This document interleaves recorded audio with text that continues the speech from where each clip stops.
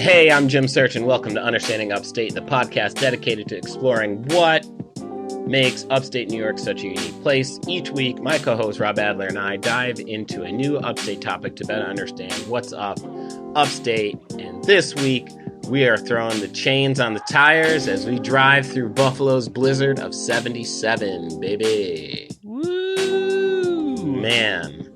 A nice wintry topic today. Sure. For us.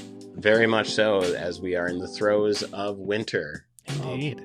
Jack Frost is out there. He sure is. I was negative 4 years old when this particular event took place. I was very much not alive. I was going to say, you might have, I may have you beat by a few negative years here, my friend. For sure. Negative 12? Negative 12. Yeah, it had been, negative middle school? I don't know how far we need to take this. Yeah, I'm in negative pre-K. I think when the blizzard of 77 touches down in Buffalo, New York, and all hell broke loose, to say the least. Yeah, man. The Great Lakes froze. That doesn't happen. That does not that happen. Doesn't happen. That is a true anomaly of events, to say the least, man. Yeah, this is a pretty massive blizzard, and I feel like maybe it's come up here or there in different topics. But yeah, I'm excited to learn about it. It was a pretty significant event in the history of Buffalo and upstate New York. It was a pretty widespread weather event that affected a lot of the state.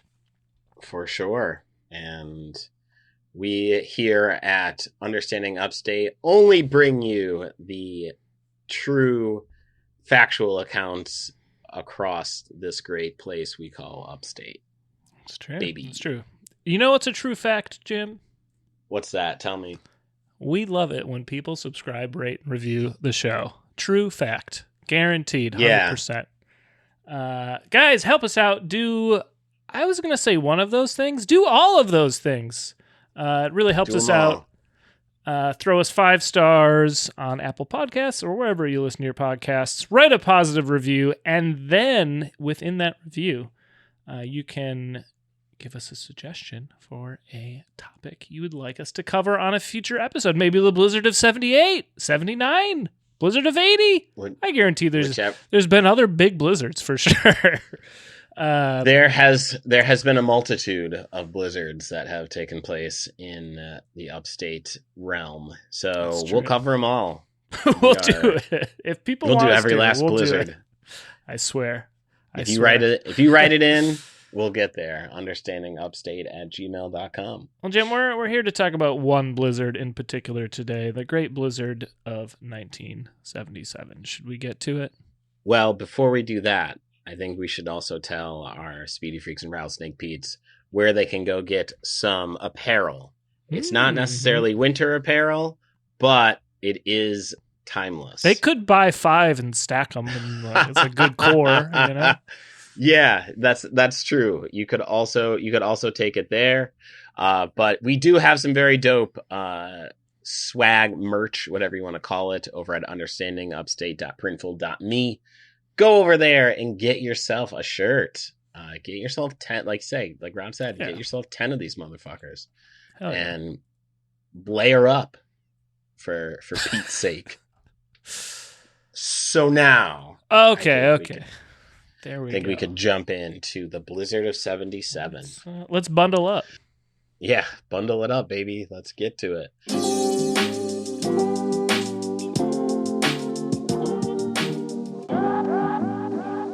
The blizzard of 77 hit western New York, central New York, northern New York, and southern Ontario from January 28th to February 1st. Daily peak wind gusts ranging from 46 to 69 miles an hour were recorded by the National Weather Service in Buffalo, with snowfall as high as 100 inches. Fuck that. I'm out. Yeah, that is 8 feet, 9 feet, maybe. Yeah, 9 feet. 9 feet of snow. That's too much. Roughly. Too much snow. That's a lot.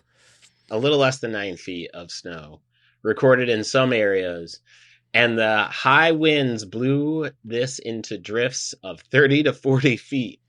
So you just don't leave your house, assuming that you still have one and it is not enveloped in You snow. could make like a life-size snow Godzilla. Like it's pretty tall. It's pretty good. You know? That's gonna set some things back. You're not getting out in the streets. You're not going partying. No. As some may want to when it's a little under the one when it's a little inclement. Some people like to go out. Not in this case. Mm-mm. Your local bar is probably not open. There were 23 total related storm deaths in Western New York, with 5 more in Northern New York. Certain pre-existing weather conditions exacerbated the blizzard's effects. November, December, and January average temperatures were severely below normal. Lake Erie froze. As we were saying, it froze by December 14th, 76, wow. When this occurs. Which, again, lakes, one of the Great Lakes ain't supposed to be frozen. Lake effect snow does not occur because the wind cannot pick up moisture from the lake surface, convert the moisture to snow, and then dump it when the winds reach shore. So we're just setting this up here, folks. Mm-hmm. Lake Erie was covered by a deep, powdery snow. January's unusually cold conditions limited the usual thawing and refreezing, so the snow on the frozen lake remained powdery. The drifted snow on roadways was difficult to clear because the strong wind packed the snow into a solid state. In addition to the roads becoming impassable, motorists had to deal with vehicles breaking down due to the combination of very cold temperatures, very high wind, and blowing snow. Now, if you are trying to drive somewhere safe, I understand this, but I do have to ask, were there people out there saying, you know what? I ain't afraid of no little storm here. There were. Of course there was. This happens every time we get snow here. We're just like, oh yeah, you shouldn't be on the road. And there invariably are many people on the roads who don't know how to drive in the snow, crucially. Which I would argue most people in Buffalo at least know how to do that, right? Like have that have that going skill for them. Which, yeah, you're gonna need that going into this for sure. So this is a real deal Holyfield situation. In the hardest struck areas, snowmobiles became the only viable method of transportation. In Western New York and Southern Ontario's Niagara Peninsula, snow, which was accumulated from the frozen Lake Erie and snow on the ground at the start of the blizzard, provided ample material for the high winds to blow into huge drifts. The combination of bitter cold, high winds, and blowing snow paralyzed areas affected by the storm. Lake Ontario's rarely freezes over, as we had talked about, which meant Northern New York had to deal with considerable lake effect snow. Coupled with the existing snow cover and wind, this had a similar effect. Yeesh. So, in every sense of the word, a perfect storm. The perfect storm, or imperfect, depending on how you're looking at it. Sure. So let's take a look at Western New York in the antecedent weather, the events leading up to. Prior to January 28th, the day the blizzard started, it had snowed almost every day since just after Christmas. So every day. Man. Fucking snow. That's a lot of snow. That's a shit ton, man. That is a little over a month's worth. By January 27th, Buffalo's snow depth was 59.1 inches. There was continuous snow cover from the 29th until the day of the blizzard, and 151.3 inches of snow had fallen that winter prior to the blizzard, 59.1 inches in January alone. Well above normal, even for a city that averages about 100 inches of snowfall a year. So, as we said at the top, for the whole year, we had some spots where the entire year just dropped in this blizzard. Yeah, we're like midway through the winter season, right? I mean, kind of. Listen, y'all are looking for a snow day. Y'all gonna get one. Yeah. Y'all got this. This resulted in snow depth of 33 inches on the day the blizzard started. Low pressure crossed Lake Erie on January 27th and moved to James Bay. It became stalled east of James Bay. Then the storm moved back west over James Bay before finally moving east to the Canadian Maritimes. Can you imagine? Like, oh God, it's coming back. That's such a weird. That's like some Twister shit, man. Well, it's like the storm went to walk away. The storm went to leave, and then someone said some shit, and it was like, "Yo, what did you just say?" Yeah. Okay, you want some more? All right, we can go do this. Mm-hmm. Let's get right to it then. I'm not afraid of you motherfuckers. So that is a little bit of the prelude of the storm. But Rob, tell us more about the events leading up to it. So even before the blizzard hit, the Niagara Mohawk Power Company, which is now National Grid, had warned that snow was reaching the power lines in some areas of western New York. Snow was reaching the power lines. Fuck, dude. That's like a good 20 feet, right? Yeah, yeah. It's high. It's high. It's taller than a person. Anyway, I digress. Let's see. Also, on Thursday, January 27th, several natural gas shortages forced industries and schools to either curtail activities or to close. The governors of Minnesota, Tennessee, Ohio, Pennsylvania, and New Jersey had also declared energy emergencies. I guess it was the 70s. Early in the week of the blizzard, James Lindner, commissioner of street sanitation for the city of Buffalo, estimated approximately 20% of cars in the city of Buffalo were illegally parked or abandoned, limiting the ability of snowplows to clear side streets and making many of them impassable. Yeah, that's a problem.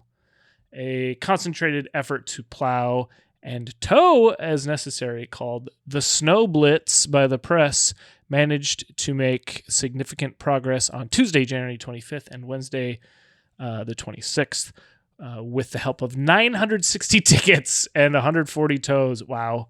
Even so, one source notes the side streets in Buffalo were, quote, practically impassable by the 26th.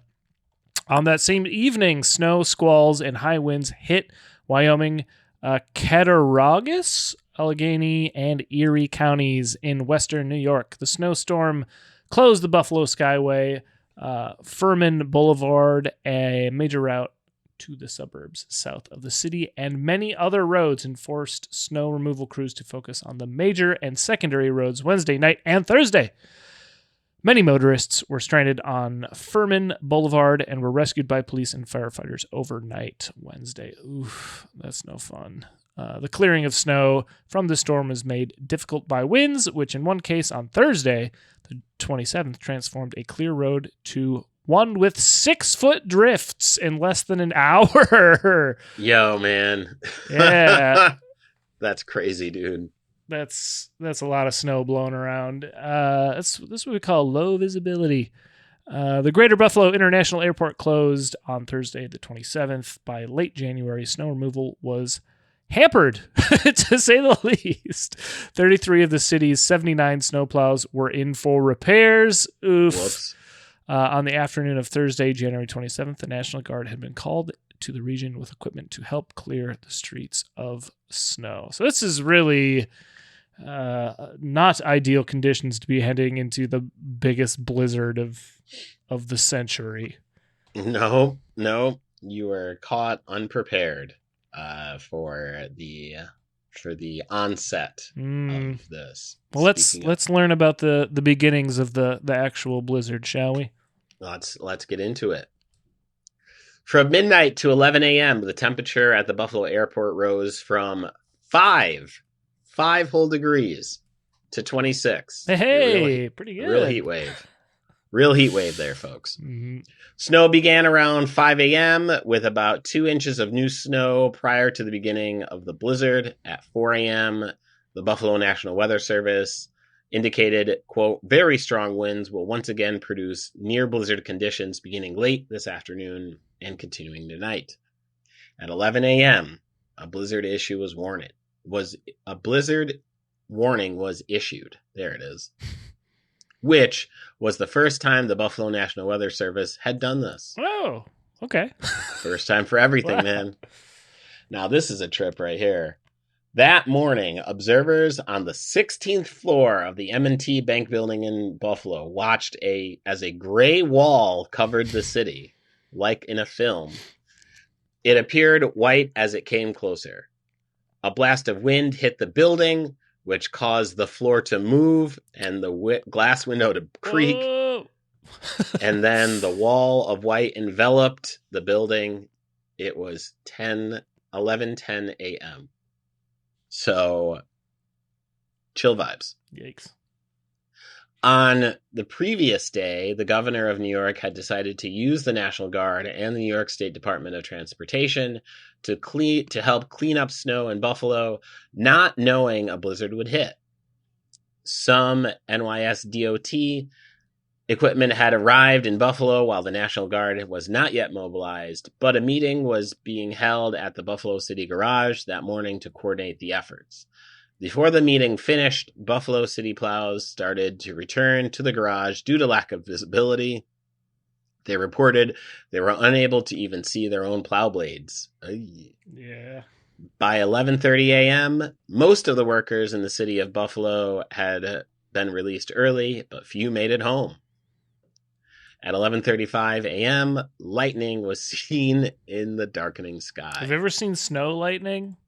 Yeah. It's cool. It's pretty trippy, man. Yeah. Yeah. The white wall of snow reached the airport around 11:30 a.m., associated with the cold front. Winds increased to 29 miles per hour, gusting to 49, with visibility dropping from 0.75 miles to 0. Yeah. So nothing. Where it stayed until 12:50 a.m. the next day. So you're not seeing shit. Yeah. Don't even think about it. You're not doing a store run, folks. 3 airplanes on the tarmac at the Greater Buffalo International Airport in Cheektowaga were waiting to take off when the blizzard hit. One of them idled for 5 minutes due to the blizzard. This resulted in a nose wheel freezing and preventing it from turning around. It took several hours to bring the 3 airplanes back to the terminal since they had to do this via radio communication. Their limited visibility prevented the pilots from seeing the men on the ground who would normally guide the plane. That's crazy, man. And terrifying. Yeah, that's not a fun plane to be trapped on. That's not good. Wherever you're going to go is still going to be there, man. Yeah. And whoever's on the other side is, I think, going to understand what you got going on. And then when you make it back to the airport, you're stuck at the airport. Yeah. There's no upside. Not in the least. All right, well, let's continue on to the the first afternoon of the blizzard, Friday afternoon, shall we, Jim? Let's go to it. All right, so during the 4 hours after the blizzard hit, the temperature at the Buffalo airport, where the Buffalo office of the National Weather Service is, fell from 26 back to 0. Of course, snow built up rapidly, with bumper high snow being reported by 1 p.m. and 15 feet high drifts by nightfall in the city of Buffalo. And I'll say, 26 degrees, I'm fine. I'm fine in 26. I can handle 26. I know most people think that's pretty cold. It's fine. Once you get to 0, that's a no-go. 0 is... I'm not leaving, man. Yeah. 0 hurts to breathe. Once it hurts to breathe, that's where I'm drawing the line in the snow, as it were. There's a certain temperature reading that is brick. Yeah. And then there's another one that's, oh, nah. Yeah, sure. I feel like brick is around 14. Once you get close to 14, yeah, 0 is no dice. No, I'm good. Not doing it. Nah, man. I am with this. Let's see. In addition to the roads becoming impassable, motorists also had to deal with vehicles breaking down due to the combination of very cold temperatures, high winds, and, of course, the blowing snow. For example, a maintenance pickup truck at the Buffalo airport had snow blasted into the engine compartment that then melted, saturated the spark plugs, and stalled the engine. This is nature just declaring war. Yeah, man. it's like, oh, you didn't think of this, did you? Nope. You ain't know I had this in store, did you? Yeah. We need some ice road truckers in there, it sounds like. Goodness.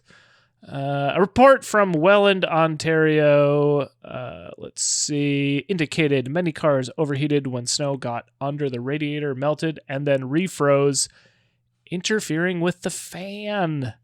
Those attempting to travel by foot also found travel very difficult with the high winds, low visibility, deep snow, and very low wind chills. Visibility had dropped from 0.7 miles to 0 miles. Winds are up to 29 miles an hour. We got some gusts of 49 miles an hour. Pedestrians were knocked down by the wind in city streets and struggled to regain their footing. So pairs of policemen pulled them into buildings. People formed human chains from the Memorial Auditorium to people stranded in cars so the motorists would not get lost trying to find shelter. Jeez. Yeah, dude. That's serious business. Yeah, it's like if you get like you could get lost in that, right? And like it's yeah, not a good place to not know where you are. Not a good look, man. No. Locations west of Buffalo that were hit by the cold front were affected for 2 to 3 hours, and Western New York was thought to be the same. By 1:30 p.m., the Buffalo radar indicated almost no snow and became clear that the snow was being blown off frozen Lake Erie. Oh, that's wild. Since the lake had frozen in December, the snow that fell had built up on the lake. Again, remember we had 59 inches of snow in January, so there's just a field of snow out there, basically. Lake Erie was reported to be covered by deep powdery snow, as we talked about. During January, the unusually cold conditions limited thawing and freezing, and thus the snow on the ground did not consolidate into ice, right? Like usually the lake will re-ice as like snow gets packed down, right? And it melts, and that didn't happen. It's just unpacked snow just sitting there. The new snow associated with the cold front and the snow that had accumulated on land and frozen Lake Erie were all blown by the strong winds and created drifts of over 25 feet. That's kind of crazy. It's mixing this old-ass snow and new snow for these huge drifts. During the blizzard, about 12 inches of, quote, new snow fell, and much of this was thought to be from snow that had been in the snowpack of Lake Erie. Let's see. The drifted snow from the blizzard was difficult to clear for reasons illuminated by the National Weather Service meteorologist Ben Kolker. The wind was so strong that it packed the snow. It broke the snow crystals up, so they really packed in solidly, almost like a form of cement. Yikes. Well, let's go to Friday evening. This is a long day, Jim. Yeah, this is a lot. We're not even. Yeah, we haven't even gotten to the night. No, but here we are. The worst conditions of the blizzard in Buffalo occurred during the late afternoon of Friday, January 28th, as winds averaged 46 miles and gusted 69 with wind chills of negative 60 to negative 70 degrees. That is some Antarctic bullshit. You're going to die. Yeah, dude. You're going to die. You are going to die if you are outside. Immediate death. That's no, not good. You don't want that, folks. That night, people stayed in whatever shelter they could find, with 700 people staying in the Donovan State Office Building, 200 in the Rath Building, 300 in the Memorial Auditorium, etc. Authorities estimated 13,000 people were stranded Friday night in downtown Buffalo, and that many in the surrounding areas as well, Example, 1,700 at Bell Aerosystems in Wheatfield, and 2,500 at Harrison Radiator Company in Lockport. Those 2,500 people are the smartest cookies in Buffalo. Yeah, stay at the Radiator Company, man. That's where I'm headed. Fire up 1, fire up 10. Yeah. You got them all there. With many roads becoming impassable, the city of Buffalo police were almost immobile by Friday evening. Go on. Tell me more.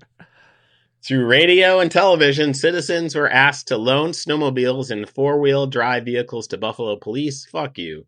Police use them to answer calls. I'm not giving the police shit. Looting broke out, and items stolen included radios and firefighters' clothing from fire trucks, as well as more than $1,500 in medical supplies from a stuck ambulance. I'm doing whatever it takes to survive this shit, man. -70. Well, yeah, I might grab a jacket off the back of his truck if I'm caught in that. Then we can deal with it later. Cigarettes, liquor, beer, coffee, meat, and refrigerators were stolen. Hold on. We don't need the refrigerators, guys. It's cold outside.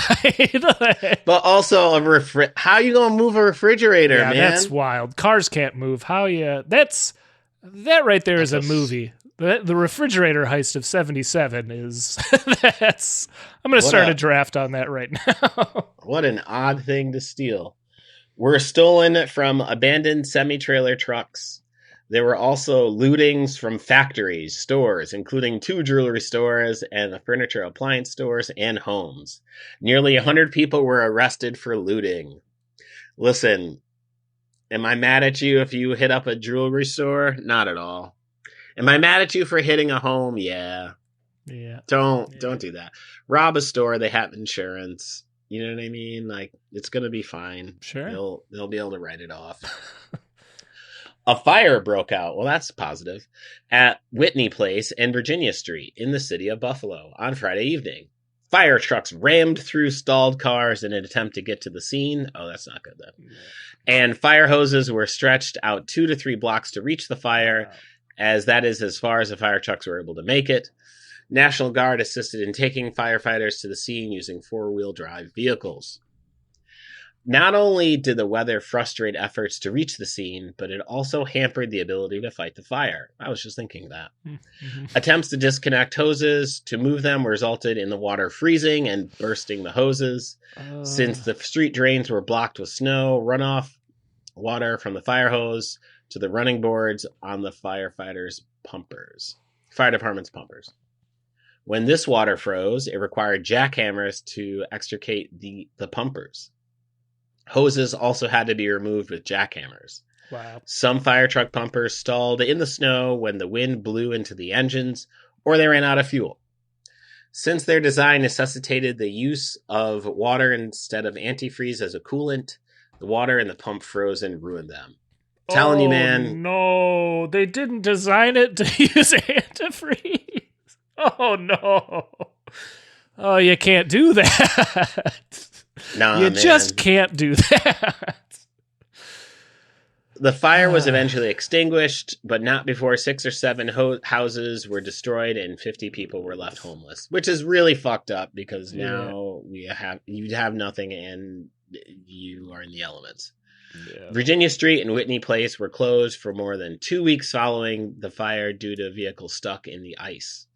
Firemen used snowmobiles to rescue trapped people and transport nurses and doctors to the hospitals. They also used 4-wheel drive vehicles to deliver medicine.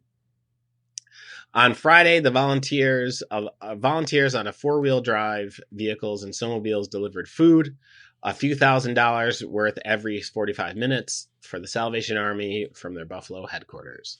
The Red Cross opened 8 shelters in Erie County, New York on Friday, and snowmobile clubs provided volunteers to deliver food, blood, and medicine. Snowmobiles were also used to rescue people from the Skyway as well as from another expressway. I don't know about the Skyway, but it's just a big ass bridge. Am I correct on that? I'm gonna take a hazardous guess and say that it seems like it's a big ass bridge. It is It's high in the sky. I would not want to be stuck on that fucking thing in a blizzard, dude. It's yeah. You're up there and out there. Up and out, baby.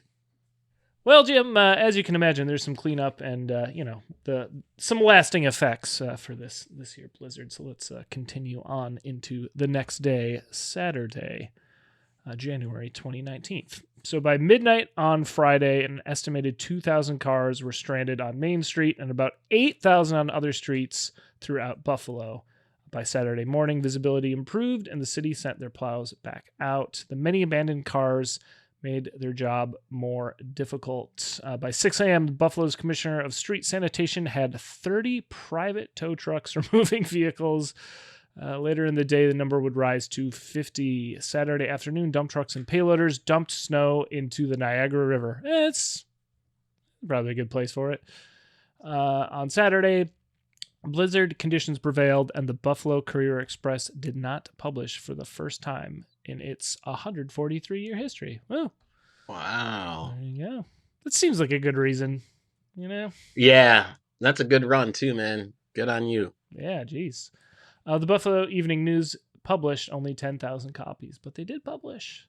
On Friday, January 28th, New York State Governor Hugh L. Carey requested, that's who they renamed the Battery Tunnel after. And I've never, was like, who the hell is Hugh L. Carey? Because they still call it the Battery. Well, his former governor, I guess, requested that portions of New York State be declared a major disaster area. On Saturday, President Jimmy Carter declared an emergency for all of New York and Pennsylvania that resulted in a declaration of emergency specifically for the western New York communities of Cattaraugus, Chautauqua, Erie, and Niagara. At 11:10 a.m. during a short break in the storm, National Guard C-130 was able to land at the Buffalo airport. A record low for the date was -7 degrees, breaking the old record set in 1885, and a peak wind gust of 51 miles an hour was recorded. During mid-afternoon, the lull in the storm ended, and the winds once again blew strongly, causing new drifting. The snowstorm continued. The low-pressure center with which the cold front was associated stalled east of James Bay and then moved back west over James Bay before finally moving east to the Canadian Maritimes. Crazy. Yeah. But still, like, much less eventful compared to Friday, right? Sure. things are tapering a little bit. So let's see how things hopefully improved on Sunday, the 30th. Sunday, the Lord's Day of Rest, and the day that we can see the storm's way out the door. Early Sunday morning, the wind and snow decreased somewhat, and the sun was seen at times. Oh, I remember that thing. Buffalo City Plows and NYS DOT equipment were able to open several major roads: Maine, Broadway, Michigan, Sycamore, Walden, Fillmore, Ohio, and much of South Park and Delaware. President Carter appointed Federal Disaster Assistance Administration Region 2 Northeast Director Thomas Casey as the federal coordinating officer in charge of the U.S. federal government response to the blizzard. Casey arrived with New York Governor Hugh Carey at the Buffalo airport in a C-130 at noon Sunday. With the weather clearing and single lanes cleared on some roads, many sightseers drove into Buffalo. That'd be wild. Mm-hmm. That is a wild place to photograph. At 3:00 in the afternoon, the winds increased. Nature said, don't fuck with me. Mm-hmm. And blowing snow once again decreased visibility such that driving became treacherous. Hundreds were stranded anew, and their abandoned cars blocked the roads that had been cleared. A peak gust of 58 miles per hour was recorded at the Buffalo airport, and that night the wind chill fell to -40. Whee! Oof. At 8 p.m., the National Guardsmen in their cold weather gear began assisting the City of Buffalo Street Sanitation Department with clearing roads to Buffalo hospitals. Since Friday afternoon, walking multiple blocks has been necessary to reach most hospitals. Before the end of the storm, over 500 National Guardsmen were helping in the disaster. By evening, some areas of Western New York had, along with banning traffic, also banned snowmobiles. A snowmobiler was injured in a collision with a chimney on top of a house. That's crazy. That's sucks. crazy. That sucks. There's no airbags on a fucking snowmobile, man. That's no good. And that it's that high. Yeah. That's so wild to me. And others had come dangerously close to power lines due to the high drifts. In Newstead, approximately 30 feet drifts led to the suspension of even emergency snowmobile traffic due to power line danger. So Sunday, not a day to rest, as I had predicted, unfortunately. I mean, it sounds like it is a day to rest. Don't fucking go outside yet. It's still rough out there. Well, let's see how it progressed on the next day, Monday, January 31st. At this point, many towns in Western New York banned unnecessary travel and had been doing so for several days. Driving bans during the storm were imposed in the cities of Niagara Falls and Buffalo, Niagara County, and many other locations. Most roads in Cheektowaga were closed by snow overnight Sunday, and the fire department was, quote, checking houses snow-covered to their roofs to make sure nobody was freezing or suffocating. Ugh! Yeah, I suppose if, like, everything's covered in snow, you're not getting airflow. Right. That's not a thing I would have thought of. Yikes. I didn't think about that either. The supervisor of the town of Clarence, in addition to ordering all motorists ticketed, authorized the fire department to seize gasoline to prevent driving if necessary. There you go. That's one way to do it. Lock it down. In Lancaster, only 2 north-south routes were open. An early Sunday morning helicopter tour by Erie County Sheriff Ken Braun had revealed over 125 cars and trucks almost totally buried in the Lancaster area, as well as a young man leaning against a streetlight strung across an intersection. What? Leaning against a streetlight? Some towns were using metal detectors to locate buried cars before using heavy equipment to clear the snow. Let's see. Light snow fell throughout Monday with variable winds gusting at times to more than 40 miles per hour with a peak gust of 46 at the airport. Only 20 of the usual 400 Niagara Frontier Transportation Authority buses were running. That is a severely diminished fleet, and those were reserved for necessary travel. From when the blizzard struck on Friday... you ain't going to work. No, you ain't going to work. I don't think so. From when the blizzard struck on Friday until Monday, there were no intercity buses, Amtrak train, and commercial air service to Buffalo. U.S. Army Corps of Engineers have been brought in by the Federal Disaster Assistance Administration to assist in the cleanup efforts. They received a mission statement on Sunday for emergency snow removal. The USACE named their effort Operation Snow Go 1977. That's so corny. And got their first contractor to start cleaning up snow on Monday. 300 U.S. Army soldiers from an engineer battalion at Fort Bragg, North Carolina, joined the effort. Are the soldiers from North Carolina going to know how to shovel snow? I don't know, man. I feel like there's going to be some backs that were thrown out, you know? Yeah. I mean, you could make a case for like some light snow that they've dealt with because it still does snow in North Carolina. South Carolina, I feel like you might not, but I think, they ain't equipped for this. No. This is a real upstate Midwest, Pacific Northwest, potentially even. For sure.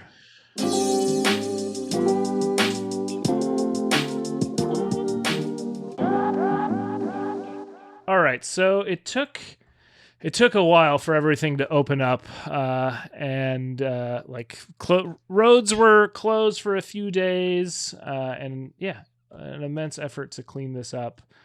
So let's talk a little bit about the aftermath of the blizzard of 77, shall we, Jim? Yes, the aftermath, the post game. Sure. The high winds of the blizzard packed the snow so tightly and high that drifts reached 30 feet in places.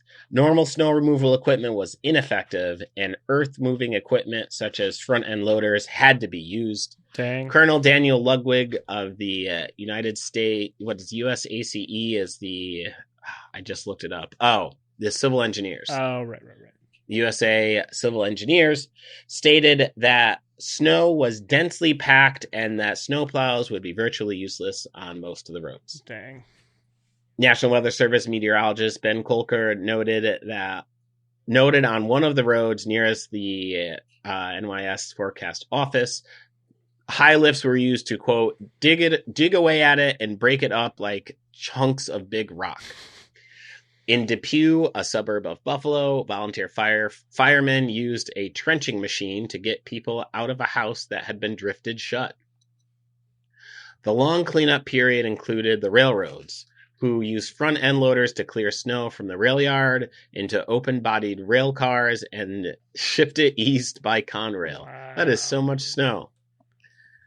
Now, the Salvation Army fed between 67,000 and 176,000 people, provided clothing for about 4,500, and housed 851 for the cost of $75,000 to $150,000, using 1,000 volunteers and over 400 snowmobiles. That sounds like you got a pretty good deal on this. I would have figured more. I know this is $1977, but pretty affordable. Oh, you just wait, sir. Okay. A Salvation Army official noted that the disaster was unique in that it, quote, it covered 9 counties and nobody could get in.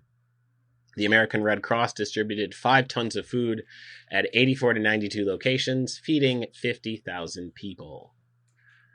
The total snowfall for Buffalo during the storm was only a foot of snow. The blizzard was made unique by the sustained winds gusting up to 69 miles an hour, which picked up the snowdrifts piled on the frozen Lake Erie and dumped that snow load into western New York and southern Ontario. The winds were accompanied by Arctic cold temperatures, making it feel like negative 60 outside. Whiteout conditions trapped people at work. That's a shitty place to be trapped. Yeah. In cars and in homes. Hopefully their bosses did not make them continue to work. Hey, while you're here, do you mind filing this? Some had to stay for a day, while others had to stay for the storm's duration. At the Buffalo Zoo, oh no, 8-foot-high drifts allowed 3 reindeer to walk over the fence and wander about the city. All right, yeah, if you're a reindeer, this is fine. Yeah, this is par for the course. Yeah. But sadly, over 20 animals died during the storm. That's rough. Rest in peace to all the animals that died in the storm of 77. There were 23 total storm-related deaths in western New York, as we talked about, 11 in the city of Buffalo, plus 7 more in the rest of Erie County, 3 in Wyoming County, and 1 in each both Niagara and Orleans counties. At least 9 people were found buried in cars, Jesus, while others involved heart attacks from shoveling snow, there's a way to do it, and car accidents. The above stated death tolls are listed in the USACE report on cleanup efforts in the storm, while a slightly different death toll is listed for the New York National Weather Service, on their Blizzard of 77 webpage, which indicates 29 deaths of the storm. The Buffalo Area Chamber of Commerce estimated a total economic loss for Erie and Niagara counties combined a total $221,490,000 for the days starting from January 28th, with 175,000 people losing wages of $36.25 million. Yikes. An estimated $20 million or more was spent removing snow, with the USACE spending almost $6 million alone on contractors in western New York. Total damage reached $300 million. For 11 days, the national media showed images of the city covered in snow up to the roofs of houses. Equipment from Colorado, New York City, Toronto, among others, was used in the cleanup of snow. Abandoned vehicles were towed to designated parking areas, and the snow was hauled to dump areas where some remained until early May. Jesus. Yeah. Although March was 8 degrees above normal, the snow melted gradually, so there was no significant flooding problems. Oof, that's lucky. That's lucky. Yeah. Well, the blizzard has been immortalized in the form of song. Sure. About some of the tunes that were written. Let's get to it. All right. So the alternative rock band Nada Surf recorded a song in 2002 titled Blizzard of 77, which opens with the following lyrics. In the blizzard of 77, the cars were just lumps on the snow. I know the band Nada Surf. I could not name a single song. I know nada about Nada Surf. I know they exist. That's about it. Canadian post-hardcore band Alex is on Fire, all one word, released their third studio album, Crisis, in the year 2006, which featured a victim of the blizzard with frostbitten hands as a cover art and the title song, and contains many lyrics directly referring to the blizzard, including the repeated lyrics 1977. Jimmy Buffett got in on the action with his 1978 album Son of a Sailor, included the song Mañana, whose lyrics include, yeah, they're freezing up in Buffalo, stuck in their cars. That sounds like, from the point of view, I'm on the beach, and sure, yeah, right. Fuck these assholes that are dying in car coffins. Hashtag too soon, Jimmy. Jesus. Yeah. All right. Have some grace, man. Wait a while. The pop punk band The Ataris recorded a song in 2025, which in itself is surprising. I'm familiar with The Ataris. I didn't know they were putting out music last year. A song titled Car Song, in which the singer says, I was born in the blizzard of 1977. So there you go. Probably an uptick in some conception during that time. Yeah. Not a great time to be born, I would imagine, though. You don't want to be a potential home birth if you're not lucky. Right. You ain't going to the hospital like that. No, thank you. We've got a couple other items, though. We've got a board game called the Blizzard of 77 Travel Game, which was created after the storm. In it, players drive around the board trying to collect goods such as groceries, bank work, drugstore, and hardware with 2 safe spots of home and gasoline before the storm hits. I wonder if there's like a looting mechanic involved in the Anyway, once the storm hits, the board is flipped over to the blizzard side, and the players must continue in blizzard conditions. Oh, that's a fun. I like that. It's a little weird to have a board game based around a true event where people died, but I digress.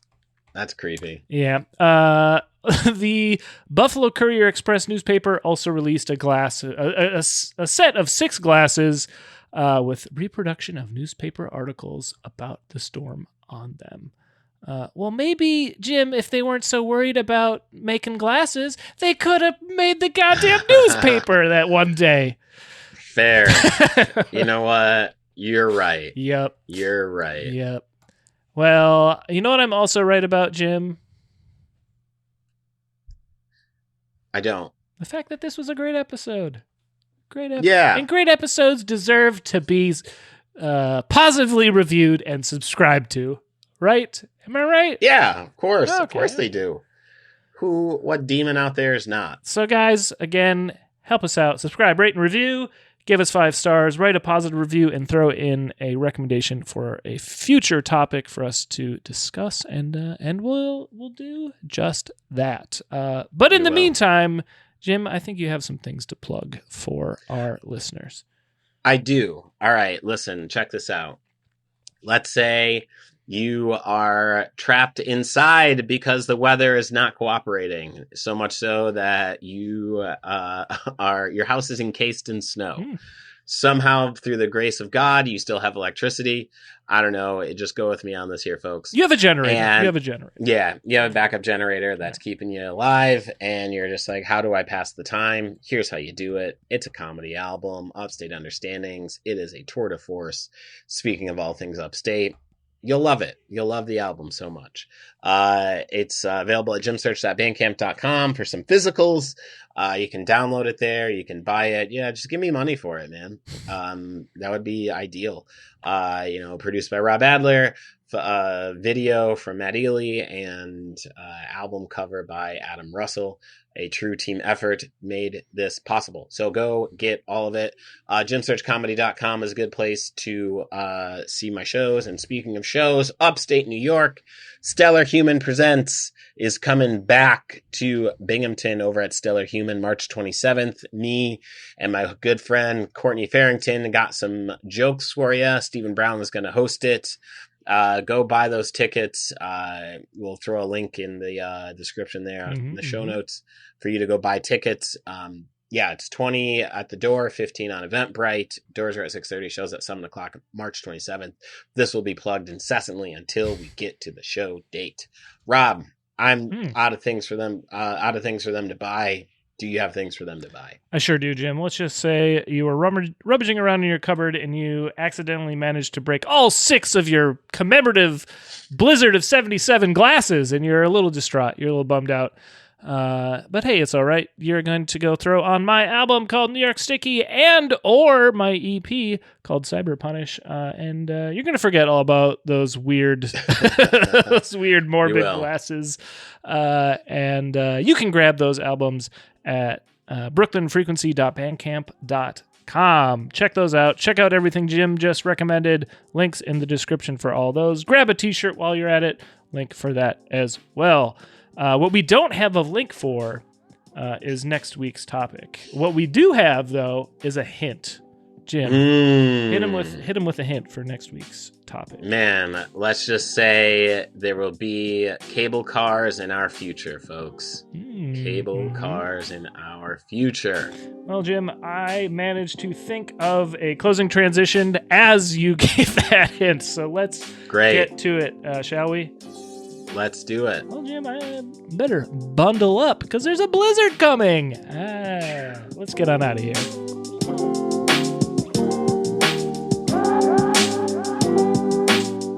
Understanding Upstate is a podcast hosted by Jim Search and Rob Adler, edited by Rob Adler, and music from Regal Monk.